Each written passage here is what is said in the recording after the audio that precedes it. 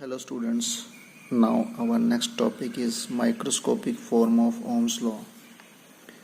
Microscopic form of Ohm's law and vector form of Ohm's law. So I think you have studied the topic of Ohm's law, that is V is equal to IR. So first question is why we are saying this microscopic form of Ohm's law. So you know that in Ohm's law we know that V is equal to IR.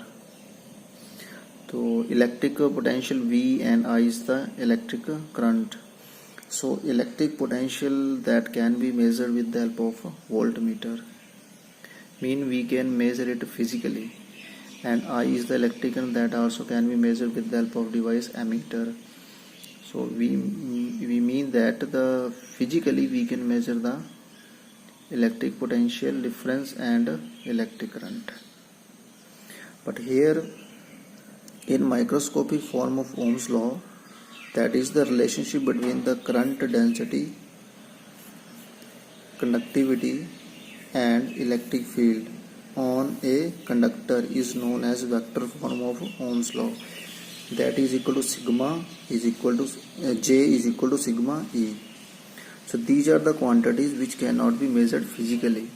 This is macroscopic. ये क्या है अपने पास एक microscopic that can be measured physically. But sigma, current density and electric field, these are the microscopic properties and that cannot be measured physically with the help of any device. We can measure them with mathematical drill. With mathematical drill we can calculate J is equal to sigma. These are the microscopic internal properties. So that's why we are saying it microscopic form of Ohm's law. So how to derive the Ohm's law? You know that this is our conductor whose length L and E with the electric field and V with the potential across the ends of the conductor. So because E electric field is equal to V upon L, so we can write V is equal to E into L. This is equation number 1. And also from Ohm's law, V is equal to IR. And because R is equal to rho L upon A, where L is the length and A with the area of cross section of the conductor. So by using this value, we know that V is equal to I rho L upon A. So V is equal to I upon A and rho L. This is our equation number 2. So from 1 and 2, so you know that in equation number 1 V is equal to EL I upon A rho L. So L get cancelled and I upon A, you know that J rho E. And also because resistivity is the reciprocal of conductivity, so we can write J upon sigma, because rho is equal to 1 upon sigma. This is electric field, so we can write J is equal to sigma E.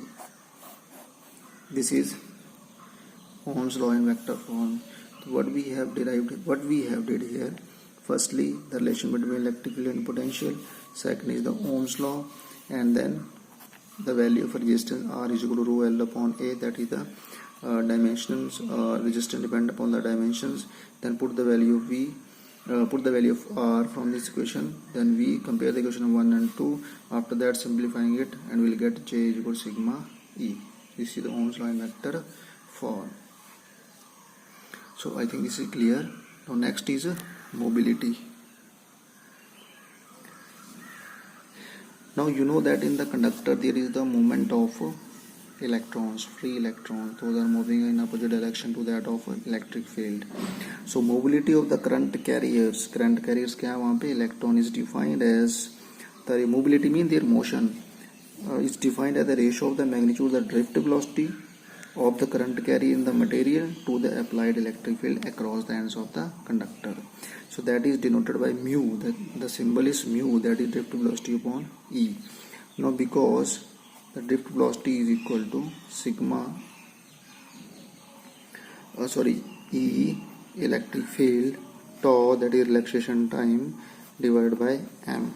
So by you putting this value here, we get E electric field tau relaxation time over m, and this electric field E. So electric field get cancelled, we left with E relaxation time tau over m. This is mobility, and from this we get mobility is inversely proportional to m. Charge constant relaxation time, that is the shortest, the average small interval time between the two successive collisions, that is constant, and mu is equal to 1 upon m. So greater the mass, lesser will be the mobility. So if we consider the mobility of the protons and electrons, the proton having more mass, their mobility is less. The electrons having the less mass, their mobility is more.